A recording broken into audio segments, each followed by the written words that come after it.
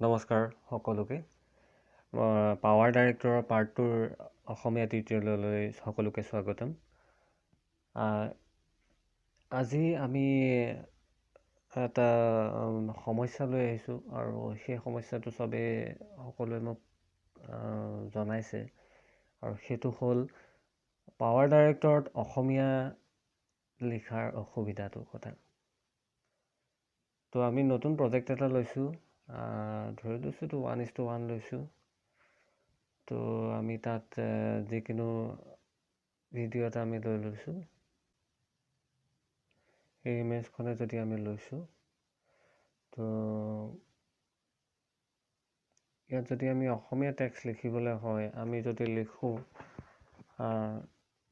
আমি নতুন লেয়াৰত গ'লোঁ, লেয়াৰত গৈ আমি টেক্সট ল'লোঁ। টেক্সট লোৱাৰ পিছত আমি ডিফল্ট এটা ফণ্টকে লৈছোঁ। এইটো আহি গ'ল। ইয়াত আমি যদি আমি ক্লিক কৰোঁ, তো মোৰ নামটো যদি মই লিখোঁ, অসমীয়াত যদি লিখোঁ, মই গুগল ইণ্ডিক কীবৰ্ডখন ইউজ কৰি আছোঁ। তো আমি যদি ইয়াত লিখোঁ লৌকিক, মোৰ নামটো লৌকিক, তো মই ইয়াত লিখোঁতে ইয়াত ঠিকেই হয়। যেতিয়া মই ইয়াত ৰাইট চিনটো দি দিওঁ, অ'কে কৰি দিওঁ, তো ইয়াত স্ক্ৰীনত এনেকৈ ওলায়। একাৰ, ঔকাৰ, আকাৰ এইবোৰ চব ছেপাৰেট হৈ গুচি যায়। তো আমাৰ সমস্যাটো সেইখিনিতে হৈ পৰিছে। সেই সমস্যাটো কিয় হয়? আচলতে এই ভিডিঅ' এডিটিং এপবিলাক বা কিছুমান ফটো এপে ইউনিকোড ফণ্ট ছিষ্টেমটো ছাপোৰ্ট কৰে। তো আমি ফনেটিক লিখি থাকোঁ, যিটো ইংলিছত লিখিলেও আমাৰ অসমীয়া হৈ গ'ল ফনেটিক হয়, কিন্তু এই ছাপোৰ্ট কৰে ইউনিকোড।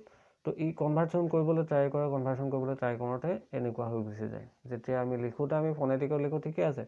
তাৰপিছত আমাৰ ইউনিকোডলৈ যেতিয়া ইউনিকোড কেৰেক্টাৰ যেতিয়া সি বিচাৰোঁতে এনেকুৱা হৈ গুচি যায়। সেইবাবে আমি এই চলিউশ্যনটো উলিয়াইছোঁ। এতিয়া আমি এই পাৱাৰ ডাইৰেক্টৰ এই প্ৰব্লেমটোৰ বাবে আমি এটা বুদ্ধি কৰিম কি, আমি বেলেগ এটা ৰাস্তাৰে আহি সোমাম। আমি তাৰ আগতে মই কেইটামান কথা ক'ব বিচাৰোঁ। আমি যিবোৰ ফটো মাৰোঁ, ফোনতে হওক বা ডিজিটেল কেমেৰাতে হওক বা কিহবাতে হওক, মেক্সিমাম ফটো আমাৰ যিবিলাক হয় JPG নহ'লে JPEG বুলি কয়, JPEG বুলিও কয়, JPG বুলিও কয়, সেই ফৰ্মেটত থাকে। যিবিলাক ফটো ফাইল থাকে মেক্সিমাম JPG, JPEG ফৰ্মেটত থাকে। তো সেইটো তাৰ বহুত ফৰ্মেট আছে, ফটো ফাইলৰে বহুত ফৰ্মেট আছে, কিন্তু তাৰে এটা ফাইল যিটো কমনলি ইউজ হয় সেইটো হ'ল JPEG। আমি যিবোৰ ফটো আমি ফোন কেমেৰাত মাৰিছোঁ এইবিলাক JPG, কিছুমান BMP হয়, কিন্তু প্ৰায় JPG হৈ থাকে। এতিয়া চব JPG হৈ থাকে। কিন্তু আৰু এবিধ ফাইল ফৰ্মেট আছে, ফাইল ফৰ্মেট কেইবাটাও আছে, কিন্তু আমি আৰু এবিধ ফাইল ফৰ্মেট ইয়াত ইউজ কৰিম, সেইটো হ'ল PNG ফৰ্মেট। PNG ফৰ্মেট মানে ফুল ফৰ্মটো হ'ল পৰ্টেবল গ্ৰাফিক্স ফৰ্মেট। ইয়াত কি হয়, PNG ফৰ্মেটত আমাৰ জেনেৰেল আমি যিবিলাক ফটো থাকে JPEG ফৰ্মেটত, JPEG মানে হ'ল জইণ্ট ফটোগ্ৰাফিক এক্সপাৰ্টছ গ্ৰুপ। তো আমাৰ JPG ফৰ্মেটত যিটো ফাইল থাকে, সেই ফাইলবিলাকৰ আলফা চেনেল থাকে।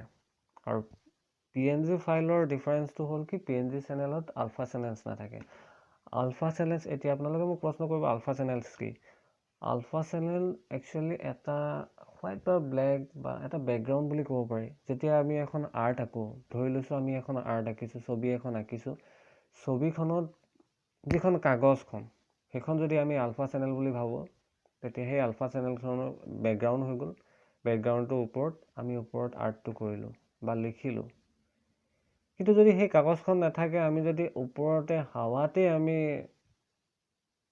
ড্ৰয়িংটো কৰোঁ, তেতিয়াতো বেকগ্ৰাউণ্ডটো নাথাকে। তেতিয়া আখৰ থকা বা পেইণ্টিং থকা জেগাকেইটাত পেইণ্টিংটো থাকিব আৰু বাকীখিনি কি হ'ব, ট্ৰেন্সফাৰেবল হৈ গুচি যাব। মানে বেক চাইডে যিবিলাক বস্তু আছে সেইবিলাক ওলাই যাব, বেলেগ ছেকেণ্ড লেয়াৰটো ওলাই যাব। তো সেই কাগজখন হ'ল আলফা চেনেল। আলফা চেনেল বগা ক'লা তেনেকৈ থাকে। আমি যেতিয়া পিকচাৰ এখন বা কিবা এটা টেক্সট এটা লিখোঁ JPG ফৰ্মেটত, তেতিয়া তাৰ বেকগ্ৰাউণ্ডটো একো নাথাকিলেও সি হোৱাইট বা ব্লেক লৈ লয়। তো PNGত সেইটো নাথাকে। তো আমি সেই লজিকটো ইউজ কৰি পেলাই সেইটো ৰাস্তাৰে আমি কাম কৰিম। তাৰ কাৰণে আমি এটা এপ ডাউনলোড কৰিব লাগিব। এপটোৰ নামটো হ'ল PixArt। তো আমি প্লে ষ্টৰত গ'লোঁ।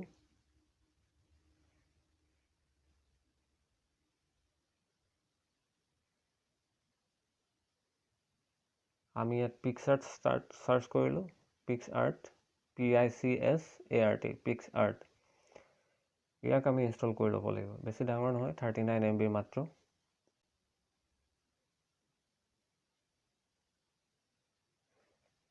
এইটো PixArt আমাৰ ইনষ্টলেশ্যন হৈ গ'ল। তো আমি ফিনিছ কৰি দিলোঁ PixArtটো। এতিয়া আমি PixArtটো আমি অ'পেন কৰোঁ।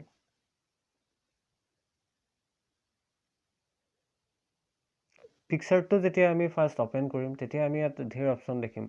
চাইন আপ দেখিম আৰু কিছুমান টাইমলাইন দেখিম। তো আমি ইয়াত প্লাছটো মাৰিম। তলত থকা যিটো প্লাছ আছে প্লাছটো আমি ক্লিক কৰিম। প্লাছটো ক্লিক কৰিলেও আমি ধেৰ অপশ্যন পাম। আমি এলাউ কৰিব আহিব PixArtে মেডিয়া ফটোজৰ আমি এলাউ কৰি দিম। আৰু ইয়াত ধেৰ অপশ্যন আমি পাম। এতিয়া ফটোজ পাম, কিবা এইবিলাক ফ্ৰী ষ্টাইল আছে। আমি তললৈ গৈ থাকিম। তললৈ গৈ থাকিলে আমি এটা অপশ্যন পাম কি ড্ৰয়িংছ। এই অপশ্যনটো আমি পাম ড্ৰয়িংছ। তো ড্ৰয়িংছৰ আমাৰ 3টা আছে, ইনষ্টল কালাৰ, ক্ৰিয়েট নিউ, পিক কেনভাছ। তো আমি ক্ৰিয়েট নিউত যদি আমি যাওঁ, ক্ৰিয়েট নিউ 2 নম্বৰ অপশ্যনটোত যদি আমি যাওঁ, তেতিয়া আমি এখন ইমেজ এডিটিং ছফ্টৱেৰ হয় সেইটো। কিন্তু ইয়াত আটাইতকৈ ভাল কথা কি, আমি একদম তলৰ ৰাইট ছাইডে তলৰ যিটো বটন আছে, কিবা 3টা বস্তু জাপি থোৱা নিচিনা, সেই 3টা বটনত, সেই বটনটোত আমি ক্লিক কৰিলে এইটো ছাইডে আমাৰ লেয়াৰ আহি গ'ল। তো ইয়াত 2টা লেয়াৰ আহিছে। ফাৰ্ষ্ট লেয়াৰটো আমাৰ যিটো এডিট কৰিম সেইটো কাৰণে আহিছে। আৰু ছেকেণ্ড লেয়াৰটো, তলৰ যিটো লেয়াৰ হয়, তলৰ লেয়াৰটো হ'ল সেই আলফা চেনেলটো, যিটো বেকগ্ৰাউণ্ডটো মই যেনেকৈ কৈছিলোঁ আৰ্টখনৰ কাগজখন। এইটো গতিকে আমাৰ চকু নিচিনা অপশ্যন দিছে তাত। আমি সেইটো যদি কৰি দিওঁ সেই লেয়াৰটো অফ হৈ যায়। ওপৰটো অফ কৰিলে ওপৰটো আমি অন ৰাখিম, কাৰণ তাত আমি লিখিম। আৰু তলৰটো হ'ল সেই আলফা চেনেলটো। তো আমি আলফা চেনেলটো কাটি দিলোঁ। কাটি দিয়াৰ পিছত এতিয়া আমাৰ আলফা চেনেল নাই। গতিকে এতিয়া আমি একেবাৰে যেতিয়া আলফা চেনেল কাটি দিলোঁ, আমি ট্ৰেন্সপাৰেণ্ট লেয়াৰ এটা পাই গ'লোঁ। তেতিয়া আমি ওপৰলৈ যাম। একদম ৰাইটৰ ওপৰত এডাল কাৰ্চিন আছে, বগা গোলটাৰ ভিতৰত, একেবাৰে ওপৰৰ ৰাইট চাইডে। তো আমি সেইটো ক্লিক কৰিলোঁ। সেইটো হ'ল next. Edit image, save and share আছে আৰু এডিট ইমেজ। আমি এডিট ইমেজ কৰিম, এডিটহে কৰিব লাগে। অ'কে, আমি এডিট কৰিলোঁ। যেতিয়া আমি এডিট ইমেজ মাৰি দিলোঁ, প্ৰজেক্টটো এটা PNG ফাইল হিচাপে ছেভ হ'ব যেতিয়া আমি এক্সপৰ্ট কৰিম। তো আমাক বেছি জেগা নালাগে। আমি যিমানটো টেক্সট লিখিম সিমানটো টেক্সটৰ আমি ক্ৰপ কৰিম। এই টুলছত গৈ পেলাই আমি ক্ৰপ কৰিম। ক্ৰপ কৰি আমাক যিমানটো টেক্সটৰ কাৰণে লাগে অলপ ঠাই লৈ ল'লোঁ, যাতে আমি সেইকণ জেগাই পাওঁ। তো আমি ক্ৰপটো ৰাখি দিলোঁ। তো ইয়াত আমি আৰু যদি এফালে যাওঁ, টেক্সট পালোঁ। এতিয়া আমি টেক্সট ল'লোঁ তো আমি যিটো লিখিব লাগে, লৌকিক লিখিব লাগে, মোৰ নামটো।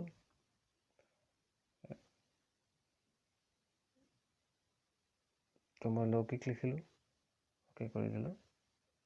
ইয়াত আহি গ'ল। ফণ্টৰ কালাৰ যদি আমি কিবা চেঞ্জ কৰিব লগা হয়, কালাৰটো ইয়াত ৰেড যদি দি দিলোঁ বা য়েল্লো দি দিলোঁ। তো কিবা বেলেগ ষ্ট্ৰক যদি দিব লাগে আৰু ডিজাইন, ষ্ট্ৰকটো দি দিলে ভাল লাগিব। অ'কে, সেইটো দি দিলোঁ। আমাক যিমান অলপ ডাঙৰ চাইজ কৰি দিলোঁ, এইটো চাইজৰ কৰি দিলোঁ স্ক্ৰীনখনৰ চাইজটো। হৈ গ'ল। তো হৈ গ'ল, আমি ৰাইট চিন কৰি দিলোঁ। এতিয়া এইটো আমাৰ PNG বনি গ'ল। কিন্তু PNGটো ফাইল হিচাপে ছেভ কৰিবলৈ হ'লে আকৌ ওপৰত আমি ৰাইট ছাইডৰ ওপৰত কাৰ্চিনডাল মাৰি দিলোঁ। নেক্সট। এতিয়া এডভাৰটাইজ মাজে মাজে আহিব এটা দুটা। এতিয়া ছেভ টু গেলেৰী আছে, 2 নম্বৰ পইণ্টটো গেলেৰী আমি ছেভ কৰি দিলোঁ। এতিয়া আমি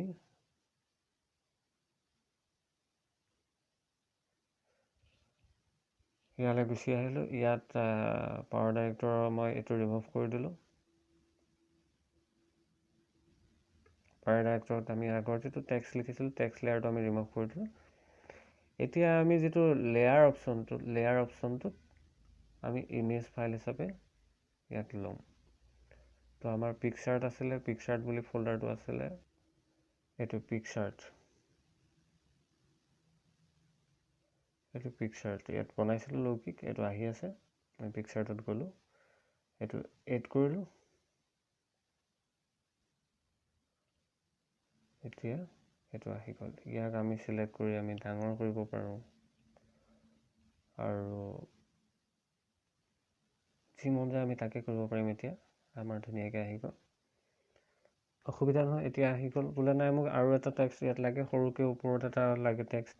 এতিয়া আমি দুখন উইণ্ড' খুলি দিয়াৰ পিছত এণ্ড্ৰইড ফোনবিলাকত আজিকালি মিনিমাইজ কৰিব পাৰি।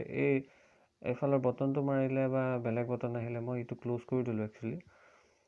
তো আমি পিকচাৰ্টত যদি যাওঁ, পিকচাৰটো লাষ্টত ইনষ্টল হৈছে। তো পিকচাৰ্টত যদি আমি যাওঁ,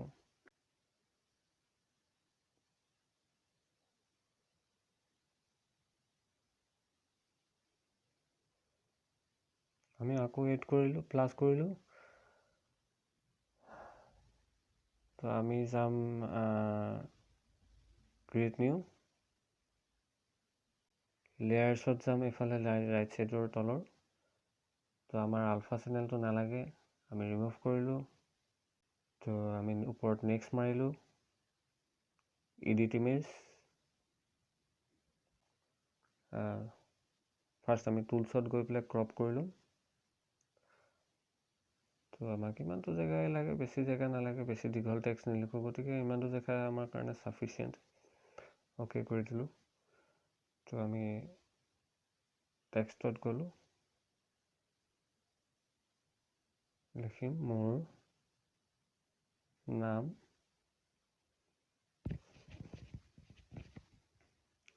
বাছ আমি অ'কে কৰি দিলোঁ।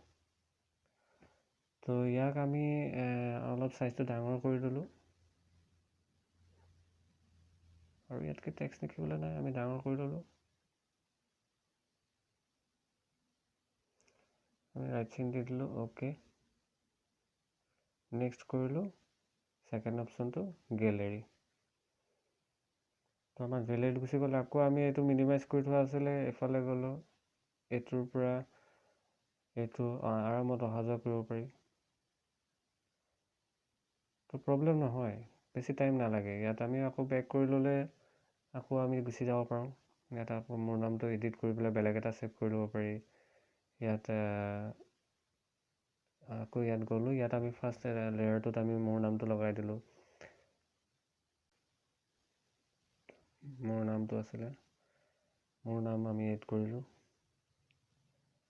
এইটো ছেকেণ্ড লেয়াৰ,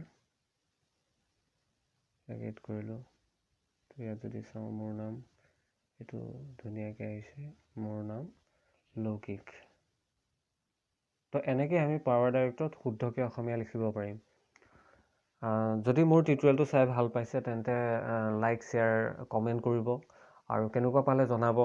আৰু যদি মোৰ কিবা অসুবিধা পাইছে, যদি কিবা বুজি পোৱা নাই তেন্তে মোক জনাব আপোনালোকে। ফোনৰ মাল্টিমিডিয়া এপৰ বিষয়ে যদি কিবা আপোনালোকে জানিব বিচাৰে তেন্তে কমেণ্ট বক্সত লিখিব, আৰু মই নিশ্চয় আপোনালোকক সেই এপটোৰ বিষয়ে অডিঅ' হওক, ভিডিঅ' হওক, মই আপোনালোকক এটা ভিডিঅ' বনাই দিম, টিউটৰিয়েল ভিডিঅ'। আৰু পাৱাৰ ডাইৰেক্টৰ হওক বা ৱাৰ্কবেণ্ডৰ হওক, কিবা অডিঅ' ভিডিঅ' ৰেকৰ্ডিঙৰ এডিটিঙৰ কিবা যদি অসুবিধা পাইছে মোক কমেণ্টত প্লিজ লিখিব, মোক জনাব। মই নিশ্চয় তাৰ চলিউশ্যন দিম। যদি কিবা বুজি পোৱাত আপোনালোকৰ অসুবিধা হৈছে তাকো জনাব, আৰু কমেণ্ট কৰিব, লাইক কৰিব, শ্বেয়াৰ কৰিব, ছাবস্ক্ৰাইব কৰিব। যদি আপোনালোকে সহযোগ কৰে, এনেকৈ মই ভিডিঅ'জবোৰ দি থাকিম, ভাল পালে জনাব। আজিলৈ ইমানটোৱেই, ধন্যবাদ।